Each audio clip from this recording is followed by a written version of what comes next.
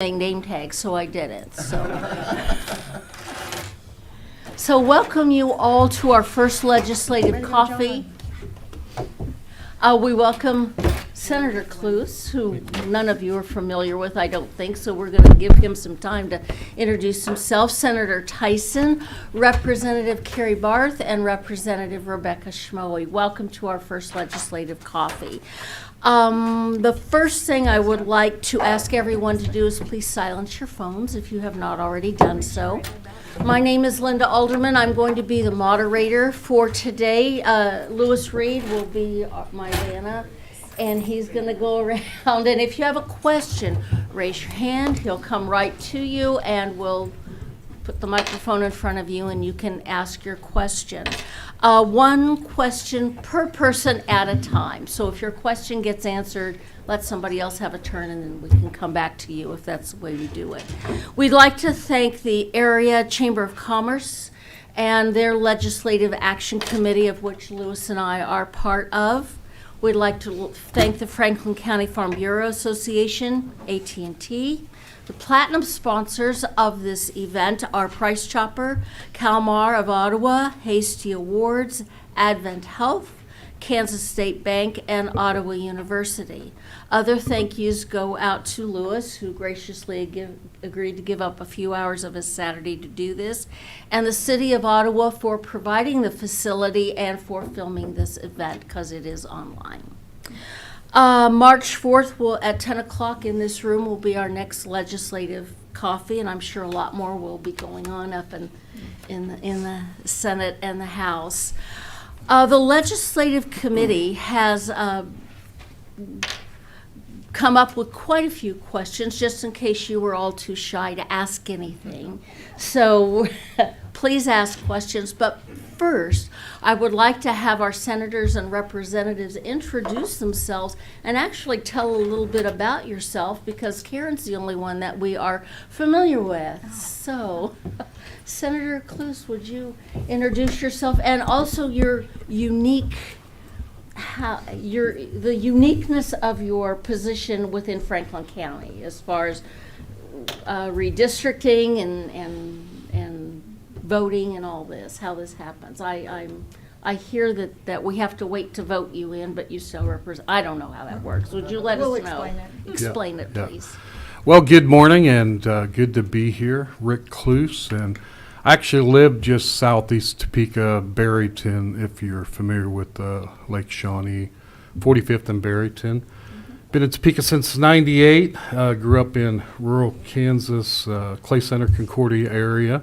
So rural Kansas is in my heart, always thinking. But been in Topeka for a little while.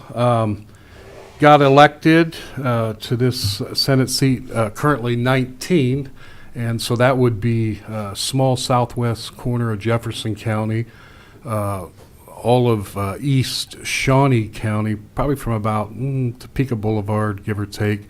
North, the big areas some people may be familiar with is like Oakland, Highcrest area, and then southeast, and then it goes all the way east to Highway 10, right there west of Lawrence, and then all of in Douglas County, and then all of Osage County is what the current 19 is. And then the new 3, which Karen, you reside in this Franklin, and I haven't, I know in my mind, but I need to go drive because it's always a little different. So this area down through Ottawa, Franklin County. So that will take effect next election, 2 years.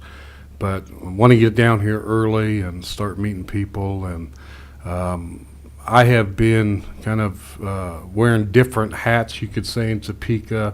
I've been, have a ministry background. Some of you may have heard of God's Storehouse. A lot of people know God's Storehouse up there, nonprofit, and we employ about 85 people.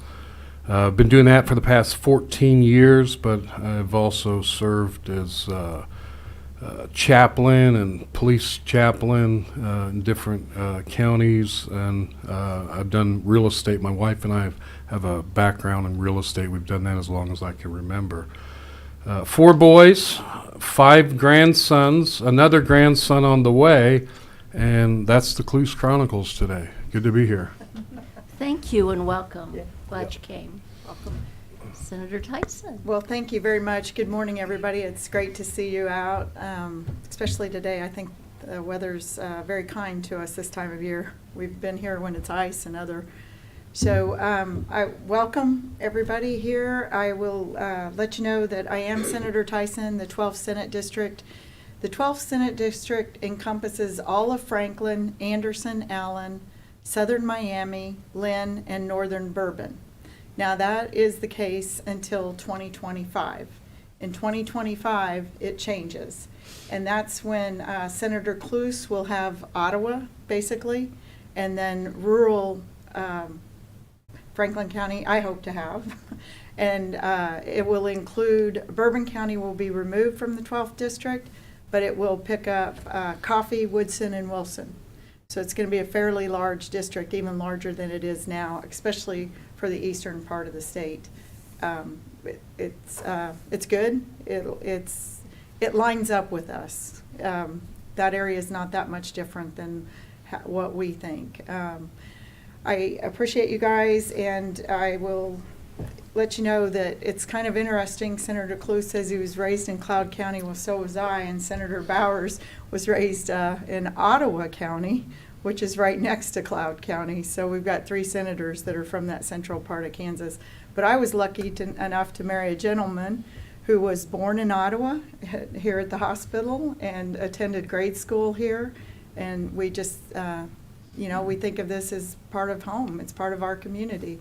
We do a lot of shopping and trade here, and I'm just lucky. Tim's my rock. He keeps a low profile, but he is in the back of the room today. I think it's been 32 years, maybe. I lose count, but that's a good thing. So, 33. See, I stand corrected. Okay, thank you. Hello, everyone. I'm Carrie Barth. I'm District 5 House Representative. I live in Baldwin City in the rural area, so basically if you just head up 59 Highway where 56 Highway connects, I'm not too far off of that area. My district is made up of 4 counties, and it's partial of all 4 of them. It's not, I don't have one entire county anywhere. So I have basically Douglas County, rural Douglas County. I have Baldwin. I have rural Franklin County, as well as Wellsville. I have Edgerton in my district, and then you're going to be amazed, but I think a kindergartner drew my district with a crayon, because then it goes up to past the intermodal. I have part of the intermodal all the way up to Gardner Walmart, and then I have down 169 Highway, which is Spring Hill addresses, and then Hillsdale Lake, and then they'll try to keep track of this, down to Osawatomie. So I have half of Osawatomie, including like their high school and the hospital that's there as well. So that's my district, and this is the first time I've ever ran for office and won. And I have a background as a benefits consultant. So I'm a licensed health and welfare insurance producer, so I work with employers on their employee benefits. I typically work with a little bit larger employers typically that are self-funded is my specialty, and I really like to do things outside of insurance that are cost savings measures for employers. So I've actually done a lot across the United States in educating other producers and decided it's time for me to be one now. And then I've also worked in advanced primary care and then all types of outpatient services, never ever being a provider or doctor myself. So Rebecca and I are office mates, so we see each other all the time. So this is, have to see my daily dose of Rebecca here. And then just something else a little bit about me. We had an election this week for our freshman caucus. There are 25 of us. I was one of the folks that was nominated but lost by 1 vote. Darn it. So thanks for having me. Carrie didn't need one more thing on her plate. She's a rock star. She is up there going and doing. She hit the ground running. She's doing amazing. I'm Rebecca Schmoy, and I live right here in Ottawa, blocks away. I live just off 15th Street right here in the town. I've lived here for 22 years, and this is where I've raised my kids. I still have one kid in school here. And in fact, I just met with the SPED director for Ottawa yesterday, and then his assistant, talking about some issues that I'm sure are going to be brought up this morning. And then met with a county commissioner yesterday and talking about some more issues that I'm sure will be brought up this morning. And so I really want you guys to understand that when issues come up, whatever the issue is, let us know, because we cannot help you if we don't know what's going on. So first and foremost, these are amazing, and I appreciate every single one of you being here, and I would encourage you to remind the people in your sphere of influence that these are happening and bring them with you. Outside of that, I'm in banking in my day-to-day life. In fact, I know that you guys have probably driven up and down Main Street and seen that Patriots Bank is moving in there at the Old People's on 15th and Main.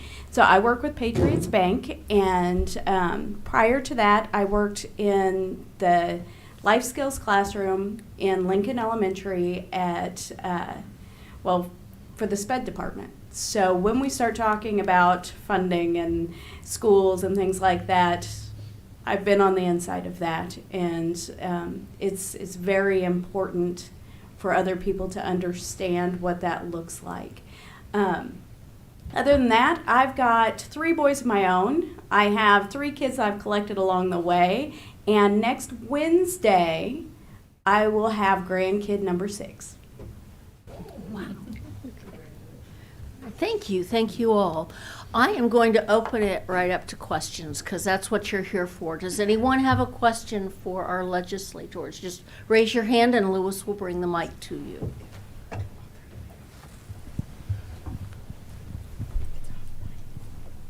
Sorry. Struggling with some knee injuries right now. Please Hi. introduce yourself and where you live. Okay, thanks. My name is Eileen Spickler, and I live here in Ottawa, on the east side of town. And the question I have is actually not about Ottawa specifically, but it's overall for the whole state of Kansas. And I wanted to know if I spoke briefly with Senator Tyson beforehand. There is a bill that just went into the Judiciary Committee it's the Protecting Children from Sexual Predators Act. And so it's House Bill 2169 and Senate Bill 95. And I wanted to just bring that up. I didn't know if, you all were familiar with that or not. I guess it essentially has to do with the statute of limitations. On average, a person who is being abused as a child is about age 9, and so give or take some years, it runs out somewhere in the 20s when the person is in their early mid-20s. But the average age of disclosure is 52 years old because of the shame and fear of retaliation that predators do in order to get their needs met at the expense of a child. I just was wondering if it's okay if I send you all some information that I have about it. Because it's really important to me on a lot of different levels. So that's all. Okay, would you like to respond to that? Sure, Would like to- absolutely. Please send us any information that you had. As Representative said, we do want to hear from you. We represent you. That's our job, and we appreciate those emails, those contacts, these coffees, the questions. That's the way we know what's on your mind. And I want to welcome Senator Cluse to Franklin County. He's going to be such a great asset, and what I like is he's here, and he doesn't have to be. And you've got 2 senators now that are going to be fighting for you in Topeka, so. And as far as I'm concerned, absolutely. The more information that I have on any of the topics that concern you guys. The more information I have, the better equipped I am to go in and have conversations with my colleagues or other constituents and really try to direct us and get us all on the same page and moving in the same direction. And the direction that we all want to go is what is best for Kansans.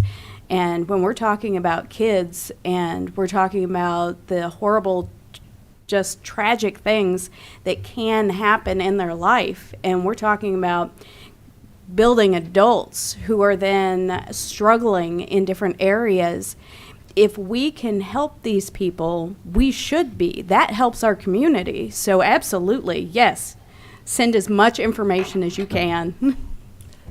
I'll be brief. I would just say yes, absolutely. Also, I think it's important, just as a piece of advice, is that if you're in my district, let me know you're in my district and where you live. And then also, I think reaching out to the committees, like that one you mentioned is Judiciary, both the Senate and the House side, is letting them know, hey, this is something specific to you. I thought it'd be helpful as you're hearing testimony. Or another thing you can do as well is reach out to, is it the administrator on there on the committees, and request to be a proponent or an opponent, either way. The committee assistant. And that's right on that bill on the kslegislature.org. Once you get used to that site, it's the same on every single committee, every single bill. Reach out to that person. There'll be a link. You'll be able to email them and say, I want to be a proponent. So that is actually even more powerful than you just sending a piece of paper or an email to us. And that's actually how I kind of got involved. Was last year I did that myself. I wrote some in, and then I went and spoke as well. And that's where I felt like I was most heard, and it made a difference. And I have 2 kids of my own. I didn't mention that earlier. And I have a husband too of 22 years. But my kids, that's a big thing. I've always taught them, what is inappropriate, what's appropriate. And so protecting children is important in all aspects. Thank you. And you said that was the committee assistant that I'm looking up? Yes. And I can show you afterwards on the website if you want to see it. Well, I can just tell you real quick, if you go to kslegislature.org and there's a drop-down menu of committees, go to standing committees and then select the committee that the bill's in. Otherwise, you do a search on the bill number and it'll tell you, it'll give you where the bill's at, what committee, if it's got a scheduled hearing. I mean, it'll give you all the details. You can read the bill draft and sometimes the financial notes out there also, the fiscal note. Yeah, thank you. I believe SB 95 came to Fedden State. I serve on Fedden State, and I haven't had a chance to review it yet, but I would say this, one of the primary reasons I got involved in politics at all is because my kids, my boys. I love Kansas, and we got to protect our children and the generations to come, so we'll definitely look into it. Thank you.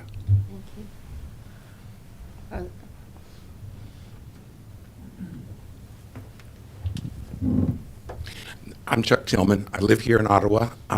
As you will tell from my question, I'm a retired teacher. I have a comment before I get to the question, though. You just mentioned the Kansas Legislative website. I want to note that on that website, Senator Holland is listed as the senator for the northern half of Franklin County. It would be nice if the state had their lines correct. So one of you might talk to whoever's there to get that. That might be nice. As a retired teacher, I'm pleased to see that there's a discussion about the surplus that the state has accumulated and the ways to, to A, spend it, and second, ways to deal with taxes so that that is a more stable force. But as a part of that, one of the things I hope is considered is what happens with the retirees that fall under CAPERS. As you may know, the legislature was derelict in its duty for about 20 years in funding CAPERS correctly, and it would be nice if some of that surplus were to continue to go into funding the CAPERS system to an adequate level. And second, I don't know the last time that there was a cost of living that was included for CAPERS retirees. And you may or may not know that a cost of living is not automatic with the CAPERS system. That is something that needs to be acted upon by the legislature. So my question to all of you is, where do you stand on those issues, and what are the chances of any of those things occurring this year? That's really a good one for you. Tax. Yeah, no, good questions. So it's kind of interesting. I know there was a vote last year in the Senate on cost of living increase for Capers. I know I voted for it. It didn't even get a third of the body voting for it. So I would say the odds of that happening are slim to none. I have been working on legislation that would give, if you're in Tier 3 of Capers, I get into the weeds a little bit too much, you guys, but Tier 3 is, it's one of the worst systems put forward. You could be doing so much more with your money than that tier. And I know there's an attempt to change it. However, my attempt is to allow all state employees or any retired employees, I don't see why any retired would want to, but if they want to, the option to convert to a self-directed system modeled after TSP, the Thrift Savings Plan, the federal retirement system. So we're still looking into that. We need true solutions for Capers. I'm not the problem is, if somebody went around the state saying they saved Capers, that is the most inaccurate statement that could have been made. And all you have to do is look at the numbers. Last year, the estimated returns was at 7 3/4, and they met and lowered that to just 7% estimated return. Well, you all know that you're not going to get 7% return right now, guaranteed. And just that 3/4 of a point increased the unfunded liability by $1.8 billion. So we are not out of the woods on Capers. They're putting, they want to put another $1 billion in a rainy day fund. I think we need to look at where the debt actually is and start shoring up some of that, getting the debt off the books, and that some of that would be including unfunded liability for Capers, which we did put $1 billion in last year. But we're not finished. That's the problem. Those kind of numbers are staggering, and we're not finished. And I'll just touch real quick on school funding. A majority of that is property tax. Well, not a majority of the school funding, but a majority of your property taxes go for your local schools. I think that's going to be quite evident with the information that you're going to be getting from the clerk's office and others. You think that it's your county that collects the property tax in the state, but a majority of that goes elsewhere. The state only collects 1.5 mil for property tax, and that goes to regents and building funds, 1.5 mil, and then the state collects 20 mil for K through 12 on property tax, and then they return every penny of that back to the school. Well, there's been talk in the legislature of two things: removing the 1.5 mil, which I absolutely support, because the money's in the state general fund. It can absolutely fund those items, that 1.5 mil. That would completely, and then get the 20 mil off of the state books. The state would do nothing with property tax then. Property tax would only be local. So I think we can do that without rocking the boat, but we'll see where the majority of legislators are. On the House side, I sit on the Financial Institutions and Pensions Committee, and we meet a couple times a week. It's a committee that's specifically on Mondays and Wednesdays, and we have heard, I think on pretty much every single time we've been in committee so far, we have heard something regarding Capers.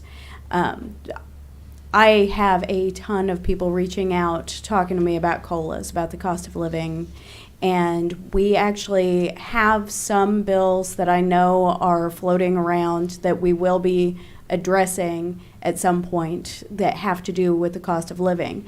As I understand it, the last time we had a cost of living raise on Capers, it only applied to a select small percentage of people, and so they're really looking at how we can be most effective and what that would really look like. Until we get that in front of us, until it goes to a hearing, until a bill goes to a hearing, then we don't get to take any kind of action as the committee. Once we take action, for or against as a committee, Then if it's against, then obviously it stops there. If it's for, then that kicks into a different system, and then we still have to get everybody else on board. So it is a process, and we fully understand that it is needed. I mean, you can walk into the grocery store and look around and see how the cost of living is affecting our daily lives and our mental health. And so we are looking at it, and I cannot give you any answers as to what my colleagues will do.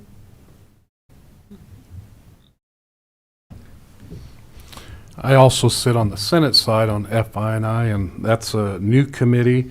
I've actually, in the last session, got switched off of taxation to FI&I, and then I'm also on from education to utilities. So I was just starting to learn some things, and now I'm brain dead again.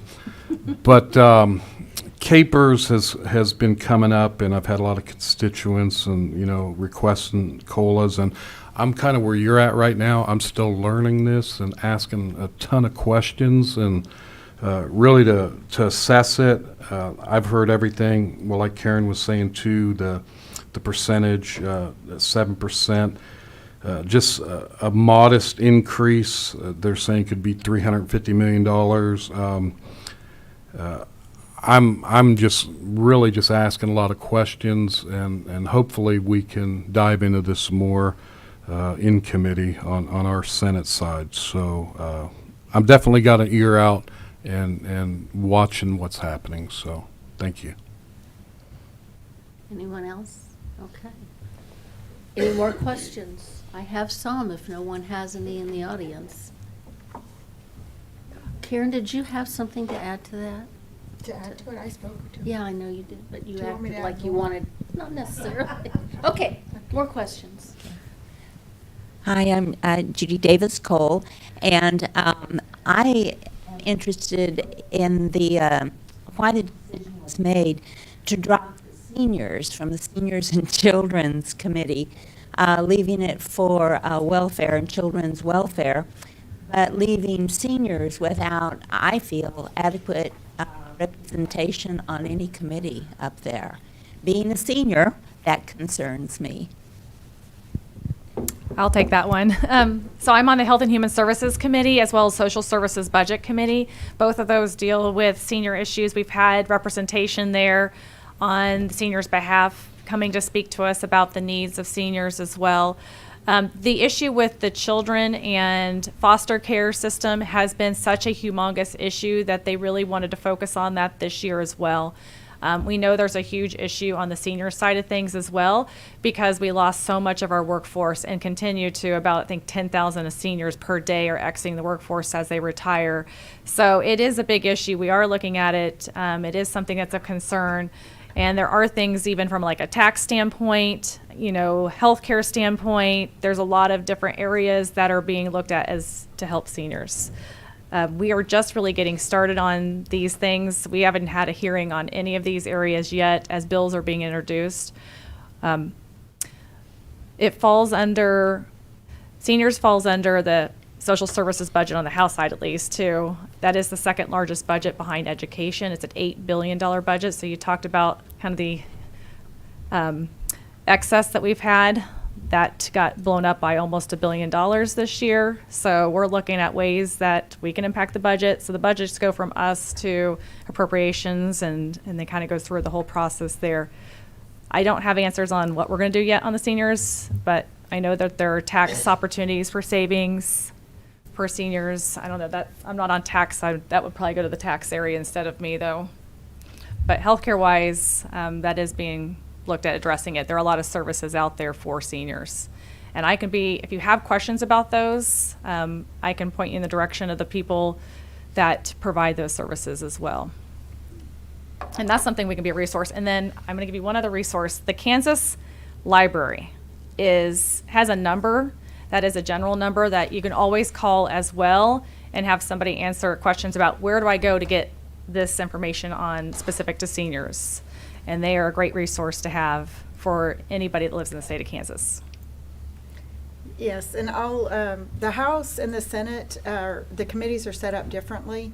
The Senate has never had, that I'm aware of, a committee specifically for seniors. Those topics go to the individual. If it's a tax, then it goes to tax. If it's Fed and state, it goes to Fed and state. So that's how it breaks down between the House and the Senate. So that change was just in one chamber. And we did, I'm going to take this opportunity to remind you that we passed a property tax freeze for low-income seniors and disabled veterans last year. Now, the application is not user-friendly. I apologize for the Department of Revenue. You know, we pass legislation, and our intent is good policy, good process, but we don't have control, or else we would be micromanaging the implementation of those applications. We have reached out to the Department of Revenue and let them know. There's also another application, and it's even more difficult. We passed a property tax relief, small relief for small businesses, storefront businesses that were shut down during COVID. That application is also online, and it's a little bit of property tax relief. I think it was capped at $7,500 per business. But, so that application is also out there, and I heard it's even worse, because if you're one space off, it just doesn't work. So, but they are trying. The Department of Revenue is working hard. I don't want to, you know, they do what they can, and then I know they are trying to be as responsive as possible also. The seniors, I would also say there's a big bill. We did pass it. These guys weren't in the House. I know they will be fighting for it huge, and Senator Cluse and I supported it, and it was removing state income tax. We've passed several versions of it, but the final version, we passed removing state income tax on Social Security completely. The Senate's passed that a couple of times. And then the final version that we passed was, it was to address the problem that we have with Social Security right now, and it would gradually remove it completely. And what it does is it gets rid of the cliff.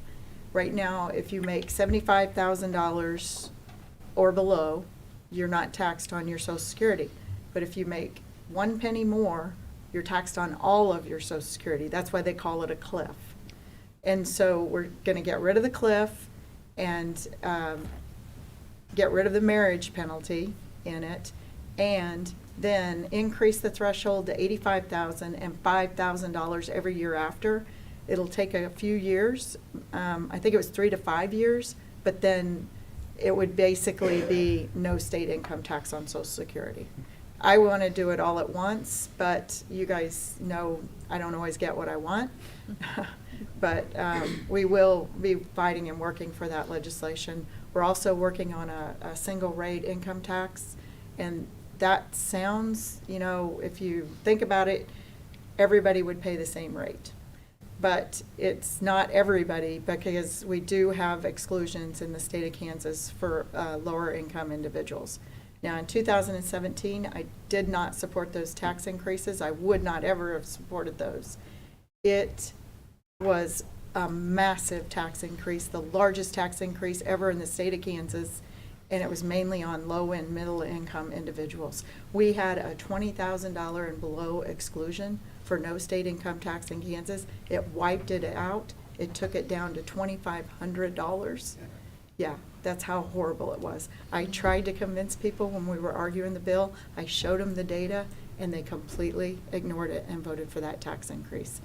So this one, if we make any changes to the single bracket, to the brackets, we're going to hold harmless all Kansans so that it will not be a tax increase for Kansans.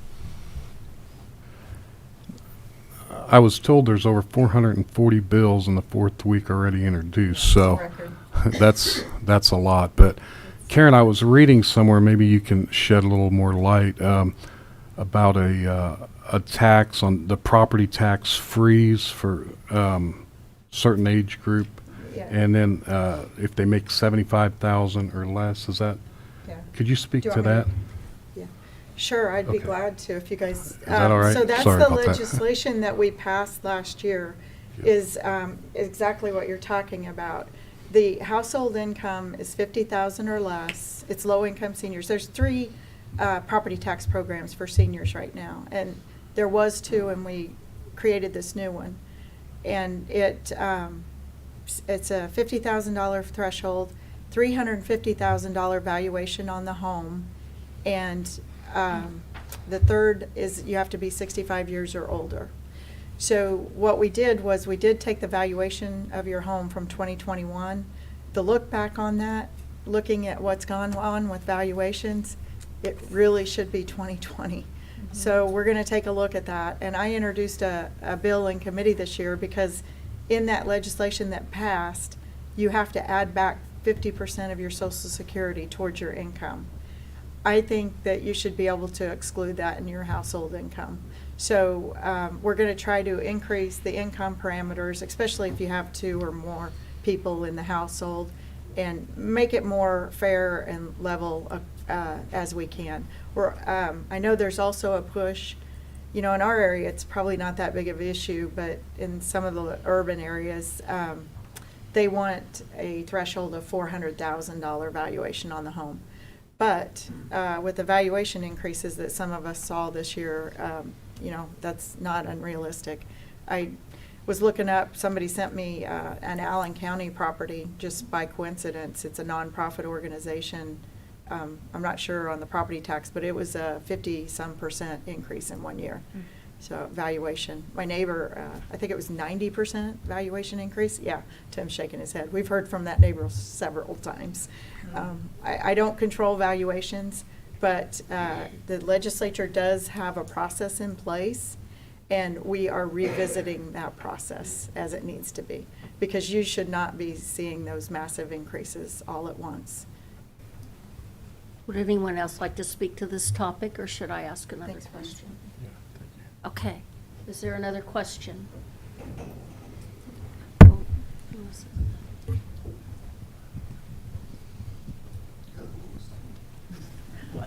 Hello. Dennis George, Ottawa, Kansas. First question of the day is on utilities. Kansas does not have an energy policy. Kansas is the wind capital of the world. I work with hospitals in the state of Kansas, and we also represent them in trying to look at our electric rates.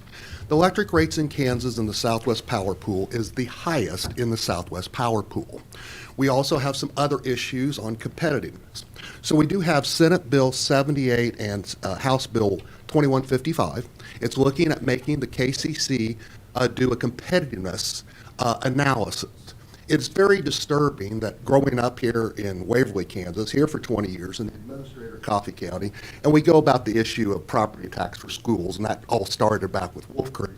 When we look at Kansas now, we have windmills, but that was allowed from county to county to set up the rules and regs. Not a good energy policy. Some counties will be winners in 30 years and losers when the windmills come down.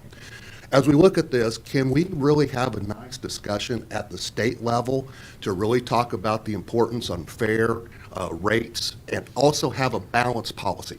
I like wind, I like solar, I like nuclear, I like coal and natural gas. It takes a balance. So where are we at with the Senate and the House having a true discussion on the fact that as the wind capital of the world, all of our, and there's a new one in your district, Senator Tyson, about the nice transmission line by next gen that's going to basically send it to Florida.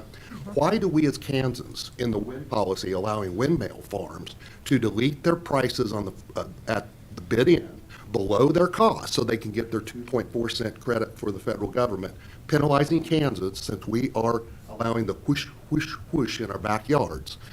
Can we have an energy policy? Would you all four start working on an energy policy? And I know our representative, Mike Thompson, who's from Johnson County, who grew up in Burlington, has a tie. So what's your position on a good energy policy? You speak my language on this. This is a problem in the state of Kansas, and finding support is going to be a challenge at the state level. I am working on it. I talk to everybody daily about this. Douglas County and Franklin County both are being targeted right now for wind turbines. NextEra Energy is coming hard after our counties, and they have people already signed up for leases to put these wind turbines on. It is, and that's, I'm not happy with how they're doing that either, and how that's going. It is not it is a one-sided contract. It's in favor of the energy company. There's so many different parts I can talk to you about on this. I agree that the rates are too high on everything, and it's not competitive. There's not a bid process really that exists today. I know they're also looking to put new transmission lines on that'll affect a lot of folks as well in your property, in addition to the turbines. This week I sat in on the House Utilities Committee hearing, and they had NextEra come in. They took up almost the whole room of their people in suits that come in, and their lobbyists. They hire multiple lobbyists. I don't even know how many lobbyists they have that are in the Capitol. This is an industry that's looking to support an industry, and they're using our taxpayer subsidy dollars to pay for it. The problem is we have a surplus of energy in Kansas. And I think it's about 30% is what I hear. I don't know if that's exact, so right around 30% surplus. So you would think we would be getting a lower rate on our energy expenses here. Each little area too, like Ottawa has its own utilities, Baldwin has its own utilities, and then some of us are on Evergy utilities. So with the wind turbines and things like that, when they bring those in, typically they're packaging it up and it's not even a go to our area. NextEra, when they came in, they sold the fear of, hey, we don't want to be what happened in Houston, Texas, when they all lost power. Well, that's the first thing they say, but then they don't ever explain anything about why that affects Kansas or why we should be concerned. Then secondly, they talk about decarbonization. That was the second point that they talked about in this committee hearing. I don't know if you all know a whole lot about decarbonization. I'm learning more and more every day about this. But if you look at the Douglas County map of who has signed, and there is information out there on this based on just neighbors talking and hearing who's doing what, they're going to have to tear down a ton of trees. I don't know about you, but that is the opposite of decarbonization. That is destruction of our environment and not going to be a good thing at all. So there's a lot of things that happen that I'm not happy with. When it comes to what we're going to do, I think this is where you guys putting pressure on your legislators, but also on those committees, letting them hear, because I'm telling you, NextEra comes in there and they're like this, and they'll go through a whole story and they will tell you about all the savings. Actually, I've got stuff for you. I've got their whole energy packet that their lobbyists dropped off for me. You can come read it if you want to. It doesn't tell you how it's going to help Kansas hardly at all in here. It gives you generic information. So there's a lot of, in my mind, a lot of misinformation that they provide and not giving specifics on how does this help Kansas, other than the people that signed leases. So you have a follow-up question? So, I've got quite a response here. We need to poll the farmers like in Waverly who thought they were going to buy brand new pickup trucks with the financial check. Yeah. I don't think they've ever come through. As legislatures, that'd be nice to do a study privately, blinded, to find out if they really did get the checks as promised. Well, I am with you 100%. We need an energy policy for Kansas, and we need to work on that together and get good results on it. I'm going to tell you some of the negatives. Well, the Allen County wind farm that went in, are you guys familiar with that? This all sounds great and wonderful. Well, what happens when the business goes bankrupt? The landowner is stuck. There's a lien on that property, and believe me, they can not afford to pay it, because it is the price of the wind turbines. So, and the wind turbines, any wind turbine that was installed prior to 2016, no property tax, none. Payment in lieu of property tax, and that's negotiated between county commissioners and the companies. Karen, can you corporations. specify when you say no property tax for them? Is that no property tax for the property owner or for the wind energy? turbines. Yeah, that's The wind turbines. they don't pay any tax. Not property tax. And so what happens is payment in lieu of. Well, some county commissioners have gotten really good at negotiating that. It's the first time out of the block. And believe me, they are getting taken. It's not even close to what these corporations would be paying for property taxes. And the other issue with that is they negotiate with the county.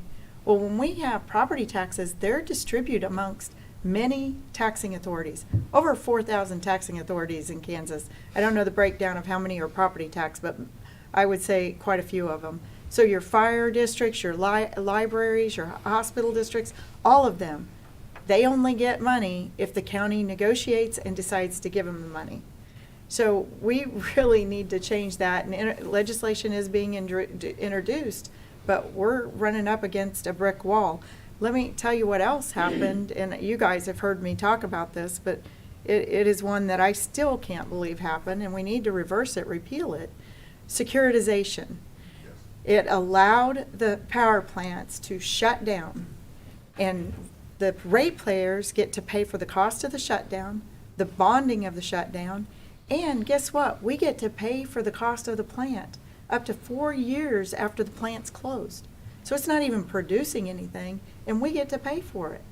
And we fought that. We fought it and tried to kill that on the Senate floor, and this was before their time in the House. But the House did a motion to concur in less than 7.5 minutes. That legislation passed the House. That was it. No debate, nothing. It passed. We need to repeal it. And I know that's one thing, but also the chair of utilities in Senate, he was removed because of his positions on trying to establish this policy. I'm for wind and solar. I understand there's a need, there's a want. I get the mix. In fact, I introduced a tax credit bill that mimics the federal legislation on tax credits for individuals or small businesses installing solar or wind energy. I'm not against it, but I want them to pay their fair share. And if they're after 2016 and the wind turbines or solar were built, they get a 10-year property tax abatement. Well, think about that. Most of them have a lifespan of 20 years, so it's already depreciated out over half, if not more. That's not, and if you look at the roads, I mean, just go drive Highway 81. That's a prime example. All the wind turbines out there, that road has been almost destroyed. And you just see the turbines going back and forth. And I found out, traveling the state, out in western Kansas, they're literally paying companies, individuals, to put the turbines on a trailer and drive them up and down the roads, because as soon as they sit on the ground, they have a shelf life, and they can't be installed after that shelf life expires. So this isn't even common sense. It's just, there's so many credits and tax abatements and a windfall basically for tax. So that's why they're shifting. We need our coal plants, we need our nuclear plants, we need the mix. And I know you guys can tell I'm going to be fighting for you. I know these guys will too. So thank you for the question. I really appreciate it. Oh, can I give you one more bill that's out there that you're going to want to comment on? It's a bill to elect the KCC members. Okay, so Kansas Corporation Commission, who they monitor our energy, and so it would be to elect those members instead of government appointment. And the other thing we need, and most people don't realize this, is we need to decide, wind and solar, are you a utility? Are you under the KCC? Or right now, they don't have any, it's just, yeah. Thank you. I'd like to recognize Senator Clues. He has a remark. Yeah, I'd just like to speak to this new on utilities this year, but having all the testimonies I've already heard, I think there's two things we have to look at. And you've heard this said before, perception's reality, right, wrong, or indifferent. You know, if people perceive something as a certain way, that becomes their reality. So our challenges are, one, there's a false presentation out there concerning the wind industry. Secondly, there's so much money available that everybody's trying to grab onto it that from the Inflation Reduction Act, I've sat back on utilities and I'm like just mind boggled the amount of money that is going to come to Kansas, and a lot of these big companies, obviously they don't want to lose that, And, but what we don't see, the greater picture is it's still coming out of our pockets. These taxes, if they're not going to be paid from us, it's going to be our kids and the generations to come. So, those are the two things that come to mind. And I like the word balance. I think we need more balance in a lot of different areas. And there's been such, it kind of like the pendulum, what I see in politics is we swing way over here, we swing way over there. And somehow we as representation, we've got to find what is really good, what is right. And to take away all the coal, to take away all the natural gas, to take away the oil, that has implications. We cannot live on wind alone. Somebody said you'd have to build enough towers, like half of the Midwest, just to do what we're seeing now. So as far as the debate goes, we really got to dig into this and realize the money and the perception that's there. Those are big challenges. If we can begin to whittle away at those things, I think we can find some good energy policy. And like Karen said, the KCC, the commissioner being elected versus appointed. I'm an elected official. If you don't like me, you can fire me. So. While we are having this discussion at the state level, and it should be being had at the state level, because it really does affect all Kansans, keep in mind that as of right now, it is still a county by county issue, and we just had a county planning commission meeting that we had roughly 100 people at. A bunch of people spoke. It took hours at this planning commission meeting where people were voicing their concerns about this very topic. I do know that there is a county commissioner meeting that will be coming up. I encourage you, contact your county commissioners. Send emails. Make sure that you include your name and address so that they know that you are, in fact, Franklin County. So while we up here are in Topeka trying to get something done on your behalf as far as energy, since it is still county jurisdiction right now, contact your county commissioners. Let them know how you feel. Contact your friends and neighbors and have them do the same thing. Because quite frankly, we are serving you. All of us up here and all of your county commissioners, it is our job to serve you. Make sure that they are hearing your voice. If it's important to you, make it important to them. We only have 5 minutes left in this session, and I have a burning question that when I'm in the audience next time I'll ask. But think about also water in Kansas. That's just as important as what we're talking about now, and we do not have time to cover it. But I think that all of us, as we turn our tap on, need to be thinking about water in this state. So anyway, I would like to give you all the next 5 minutes wrap-up time, starting with our senior senator, Karen Tyson. Well, thank you guys again for coming out and all your questions. And I'll just add real quick on if you have wind, you have to have surplus energy because and solar the same thing. So the logistics just aren't there yet. So I appreciate it.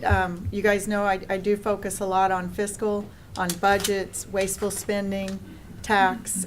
We've got some major issues. There's some legislative post-audit reports you can find online. And it's, I don't remember the URL, but if you go out to the kslegislature.org, there's a link on there for legislative post-audit. There's a couple of them I'll draw your attention to. One are these tax incentive programs for corporations. There were 37% of the companies asked, would you go ahead and do the work or the business without the incentive? And they said yes. So we really need to be smart about those incentives instead of giving away the kitchen sink and then wondering what happened to the state afterwards. So, we're going to be working diligently. I am fighting hard for those tax cuts. The governor's in agreement and the legislature's in agreement. So we should actually see some movement on that this year. I'm excited about it. Please don't hesitate if you have concerns. I know Janet's here. I don't mean to call you out, but I really appreciate you. I contact her often. She is a great resource, you guys, and does an excellent job. So I appreciate all the local elected and the mayors. You're not still the mayor, are you? Yeah, not anymore. Still on council, though. Yeah. Well, thank you guys for being here. Appreciate it. Senator Cluse. This is my third session, first term, and I'm reminded, slow to speak, quick to listen. And I got a lot to learn, and when you think you got it all figured out, you really don't. These are huge issues, but I think all of us have the best intent to try to make a difference. But it takes a team.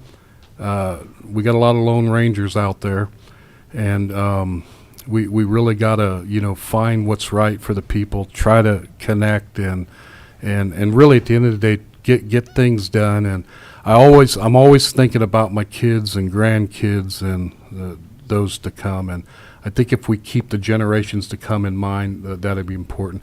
The water issue, let me just speak. I went to Ogallala conference a few years back. It is a real issue. I'm glad to see all the science and technology that our farmers have gotten behind to conserve water and do things, but we got to protect Kansas, and that means protecting our Kansas water rights, which is important, and realizing that I know we got agreements with states around us, but we need to do what's right for Kansas there as well. So I look forward to meeting you and being your senator down the road here in Franklin County.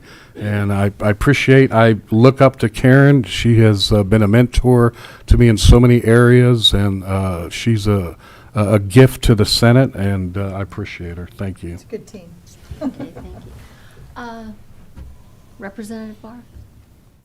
Yeah, Senator Tyson has been a guiding light for a lot of us actually here, and so I appreciate her as well. And working with Becca has been great. And we've been around each other a couple times, so you've got overlaps on several of my districts. So I would also add just real quick as a wrap up on the water. I have brought up concerns of the water and how that relates to these massive wind turbines, these industrial turbines going on top of our aquifers here locally. So we're on the Osage Aquifer here.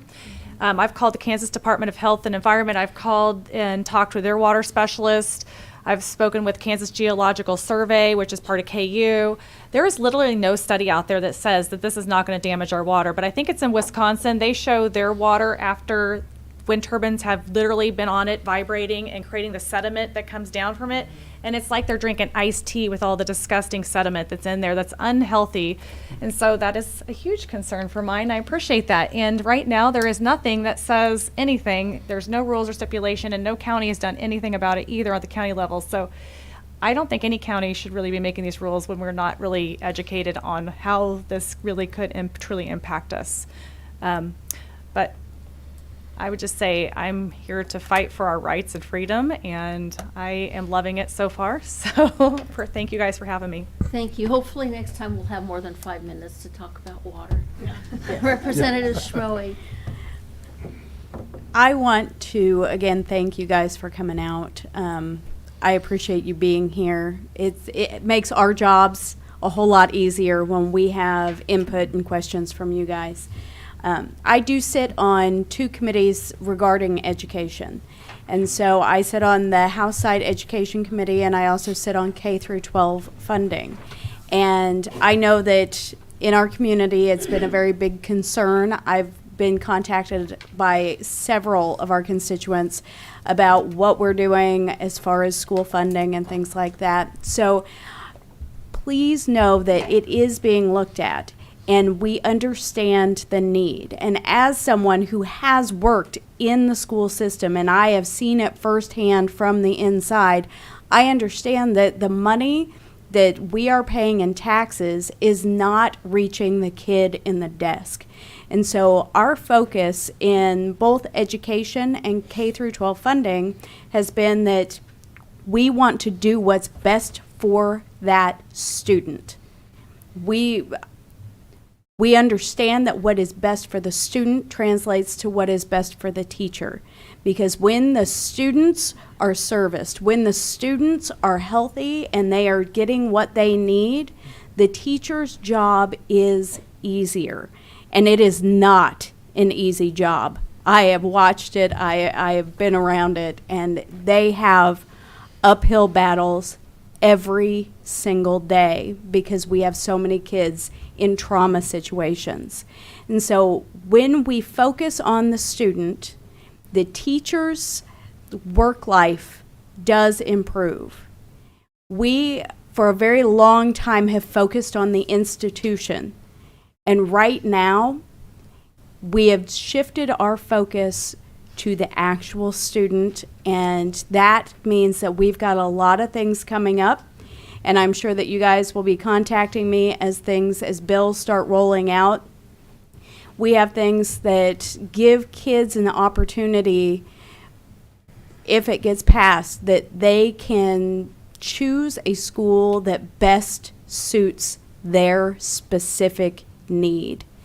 And as someone who has seen kids struggling to try to fit in a mold that wasn't designed for them, then I am absolutely ready for us to take new approaches.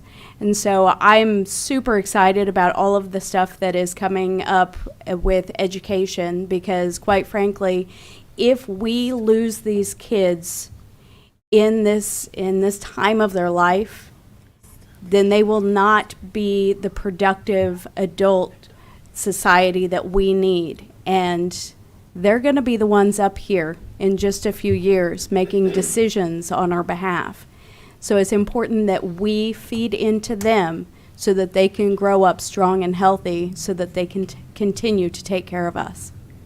Thank you all so much for giving up your Saturday morning to be with us. Thank you all for coming and asking questions. And you had something to say? Can I make a quick announcement? I'm Marty Bohannon, I'm about east of town. I just want to tell everybody that Senator Mike Thompson, Senator Mike Thompson will be speaking at OMA on February 23rd at 7 p.m. about windmills. So invite your friends, and he will be taking questions if you have some. Okay. Thank you all for coming, and if we didn't get your question answered, bring it next time.